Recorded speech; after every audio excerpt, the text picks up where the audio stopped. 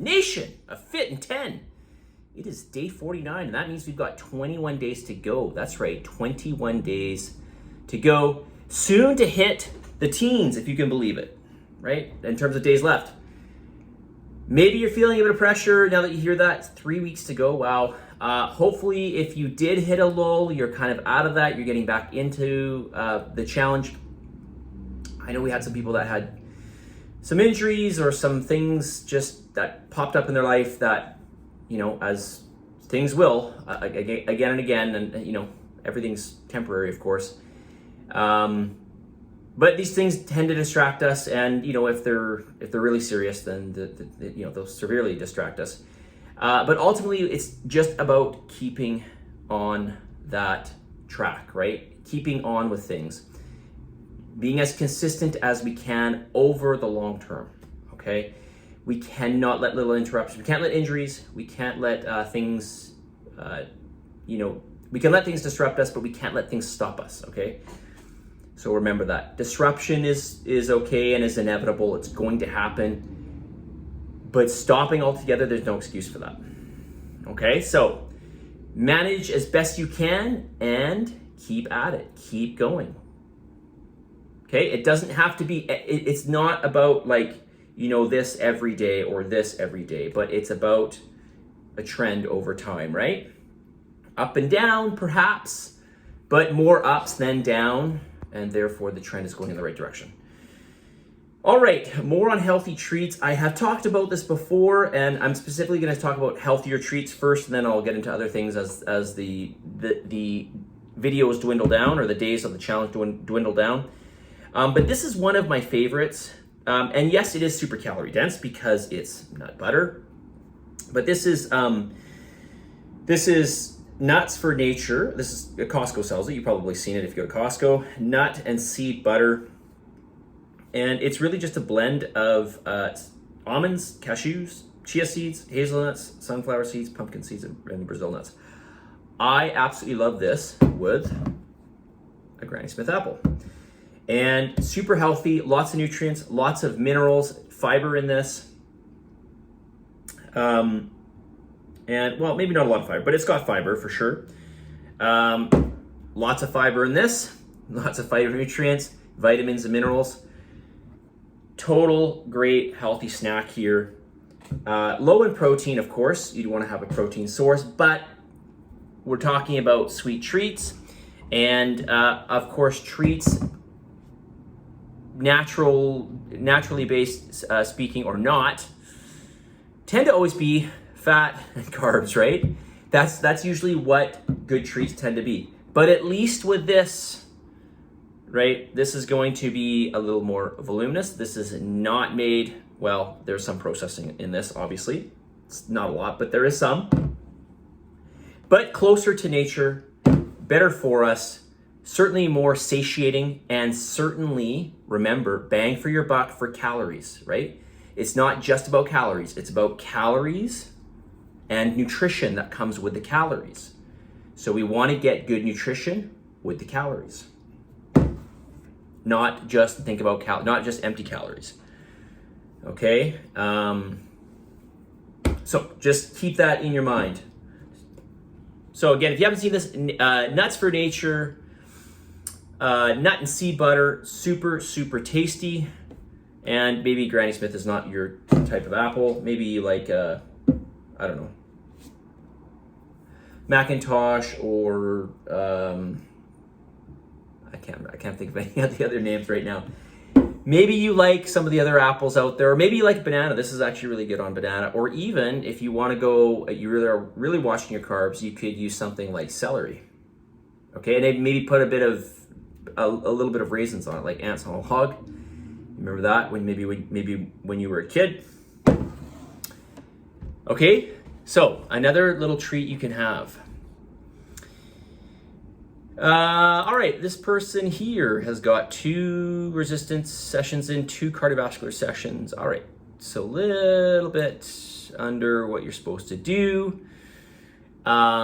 This is under something they can improve upon for the following week. Starting my workouts at the beginning of the week so I don't need to double up on the workouts on the weekend. Yes, exactly. Just like your diet, you want to ration things out throughout the day, right? It's getting, as I mentioned before, even increments, of protein, carbohydrates, and fats each meal as you go through the day. Not, for example, say not eating protein all day and then all of a sudden having to eat 100 grams at night. You've got to strategize and plan, and this will help you to be much more successful. In fact, if you strategize and you plan, you will be successful for sure.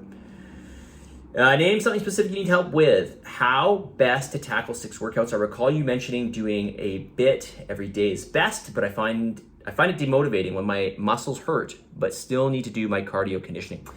Okay, so this is interesting. So maybe I can help change your mind about this. I get motivated when I feel sore, okay? And soreness doesn't necessarily mean that you're going to make progress. Likewise, if you're not sore, it doesn't mean you didn't make any progress. But I always like it because it was always a feeling like, oh man, okay, I really did something. So for me, I always found it motivating. And I've had this discussion before with people. Other people find it motivating, but there's other people that find it demotivating. Okay, so it's kind of interesting. But just know this: if you are sore, you did a great job. Okay, you worked really, really hard. Clearly, all right, or else you just wouldn't be sore. Now, that's not to say I've had many what I consider to be productive workouts and not been sore. So it's not the end all be all being sore. It's not something you have to chase per se, but just know that you did a good job, and for sure your body has to do some adaptation. So certainly don't feel discouraged by this. I really hope you don't feel discouraged by this. This just is sort of par for the course especially when you do resistance-based training. Okay. So the next question coming from this person is tips on how to relieve muscle soreness more quickly. Okay, so I have got a little list here. This is certainly not exhaustive by any means, but let's go through a couple, and then we're at 7 minutes, so I won't get through all of them. Number 1, and do not take these lightly. Okay, I'm gonna put, this is pretty much in order of priority. So this would be priority number 1 for improving your recovery. If you have DOMS, okay, delayed onset muscle soreness, the soreness you get, say the next day after you work out, or perhaps it's the day after, sleep. Sleep is the number 1 thing. It is the number 1 thing. Okay, well, maybe that could battle it out with nutrition. We'll talk about that in a second. But sleep is so important when it comes to recovery. Okay, if I had to pick one, it's really sleep and nutrition, but sleep is right there. Okay, certainly if you don't get enough sleep, it doesn't matter how good your nutrition is, you're just not going to have that same kind of recovery. So you need to get at least 7 hours of sleep at night. And listen, some people need 8 or 9. If I'm training really, really hard, which I usually am, I need 8. I really do. I need 8. So, and if I can't get that, then I will find time to nap. But usually I can, and that just means getting to bed early. That is a secret, trying to get to bed early if you can. All right, if you can't do it, try to look for times where you can nap, and also get in the habit of following some things to help relax you at night. Stay away from electronic devices at night. Okay, I know a lot of people will watch Netflix or something like that, but really try to stay away from it. Try to read a book. That's what I do. Almost always I read unless I'm super tired, or maybe the odd night. It's very far and few. I will. I might. I did do this the other night. I was on my phone, but try not to do that. Okay. So sleep is, well, let's just call it a tie. Numero uno in terms of improving your recovery. Okay, I got a lot more to mention, so I'll talk about this tomorrow. Let's get to the message of the day. What is my message of the day on day 49? Oh, yeah. Okay, so it's just another reminder that consistency will knock the crap out of motivation every single time. Consistency is what it's about. Setting those habits, knowing that you have to do these things, okay? So here we go. Monday, Wednesday, Friday, whatever, 7 a.m. You're gonna work out. There's nothing that's going to override that, okay? barring some sort of emergency, okay? Tuesday, Thursday, Saturday, you're going to do your cardio, okay? Now, if your muscles are super sore, okay, actually I meant to talk about this, I didn't. If your muscles are super sore and you feel like you can't get through your cardio, like for example, in my programming, I do very high interval training the day after I do legs, and I find that my power is just not as good. Like I don't have the same energy.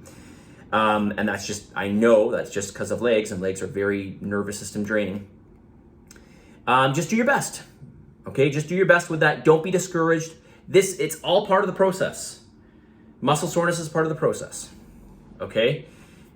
And I'm clearly going down a rabbit hole here because somehow I got to there from the message of the day being consistency will knock the crap out of motivation every time. Set yourself up and then be consistent with it. Plan things out, strategize. Just like in a university course, for instance, you don't spend, how long is a semester? 12 weeks, let's say, is it? Something like that, right? 13 weeks. You don't spend 10 weeks doing virtually nothing and then you learn everything in 3 weeks. No, it's like the professor or whoever's teaching, you have a certain guide that you follow and you've got to make it through for each of those lessons, right? It's the same thing with this, right? You've got 30 workouts to do. Okay, how do we break those in terms of resistance training? We've got 30 to do. How do we break that up? 3 per week. How do we break that up? 1 every second day or thereabouts, okay? Same with your cardio. You got 30 cardio sessions to do, okay? In the 10 weeks, how do we break that up? Okay, 3 per week. Do 1 every second day, okay? Now, you can also do your cardio on your weight training days if you want, okay? So that's something else you can do. I meant to talk about that a little bit earlier and I got ahead of myself. So anyways, consistency. This is the number one thing. If you want to do well and you want to continue to perhaps lose body fat or, maintain what you have or slowly improve your body composition or add muscle, whatever it is, you've got to be consistent over time. The longer that you're consistent, the longer that you do it, the better you're going to be. Believe me. Positive energy, positive vibes. Believe in yourself. For the love of God, give some gratitude, and I will talk to you all tomorrow.